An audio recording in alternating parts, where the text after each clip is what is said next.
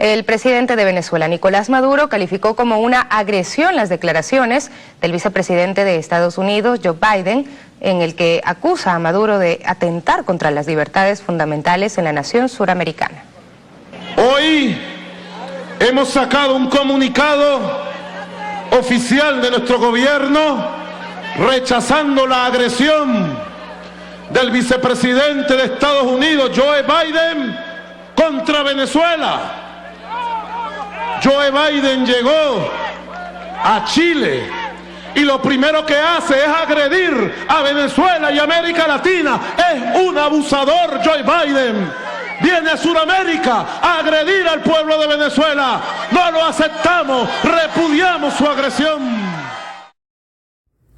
Sobram críticas e fake news à Venezuela, mas poucos sabem ou querem discutir os principais motivos que levaram os venezuelanos a essa crise econômica sem fim.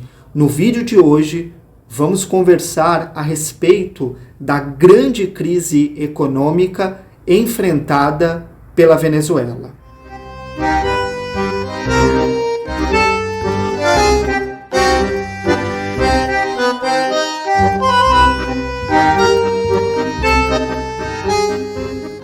Eu não sei o que é pior: as fake news disseminadas pelas mídias hegemônicas ou o silêncio sepulcral dos países em relação à crise econômica enfrentada pela Venezuela. Mas para a gente entender essa crise, nós precisamos partir de dois pontos. O primeiro é que a ONU não impôs nenhuma sanção econômica à Venezuela.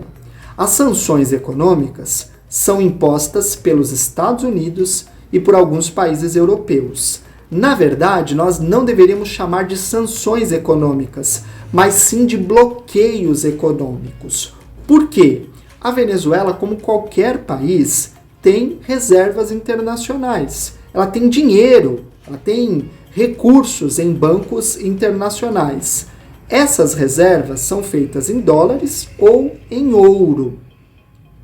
Hoje, no momento que eu estou gravando aqui esse vídeo, a Venezuela tem cerca de 35 bilhões de dólares bloqueados em bancos dos Estados Unidos, do Reino Unido e de Portugal.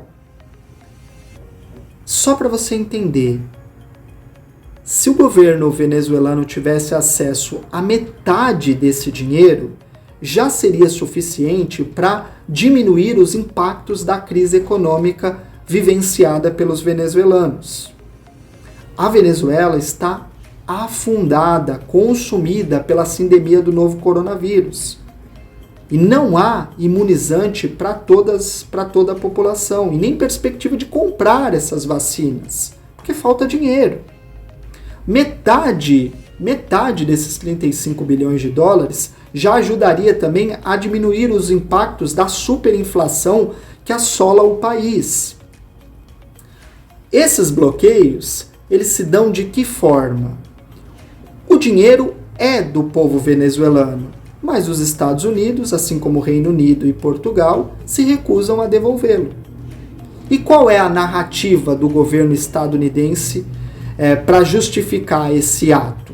A narrativa é a seguinte: são fake news, são disseminadas, o papel da imprensa é importante nesse sentido, mas uma das acusações que o governo Biden faz à Venezuela é que os venezuelanos inundaram o território dos Estados Unidos com cocaína. Essa é uma das acusações. Só que todo mundo sabe que o maior produtor de cocaína do mundo é a Colômbia. Aliás, os Estados Unidos têm várias bases militares na Colômbia. E eles sabem muito bem que não é a Venezuela que está levando cocaína para lá. Eles sabem muito bem disso.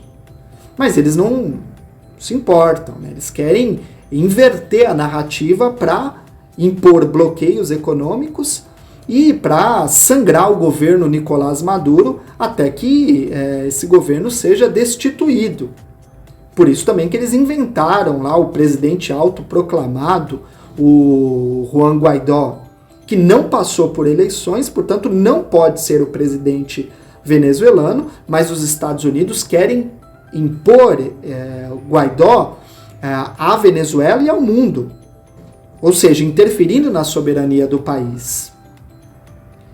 Se isso não fosse suficiente, como eu já falei, o papel das mídias hegemônicas é muito importante para, primeiro, acabar com a imagem da Venezuela e, segundo, para distorcer os fatos, para disseminar fake news, como eu falei aqui no início do vídeo. Por quê? Vejam que o El País, vamos dar o exemplo aqui do El País. O El País, dia sim e dia sim, apresenta várias notícias de corrupção do governo Maduro, do governo venezuelano, denuncia. Mas o El País, por exemplo, nunca fala da corrupção do rei da Espanha, do Juan Carlos. Se você não sabe, o Juan Carlos fugiu, o rei fugiu da Espanha porque ele foi flagrado roubando dinheiro público. O rei não está nu, ele está vestido e com muito dinheiro do povo nos bolsos. O El País nunca fala a respeito desse assunto. O Juan Carlos precisou fugir da Espanha para não ser preso. Mas o que interessa é discutir o governo corrupto da Venezuela, de Nicolás Maduro. A gente precisa entender que a vida não é um conto de fadas. E eu lamento por aqueles que acreditam no maniqueísmo do bem e do mal, em histórias em que os reis são heróis. Veja o que acontece aí na Espanha. O rei teve que fugir para não ser preso. A Venezuela tem uma crise fabricada pelos Estados Unidos. Enquanto os bloqueios econômicos não forem retirados, nós não poderemos falar o oposto.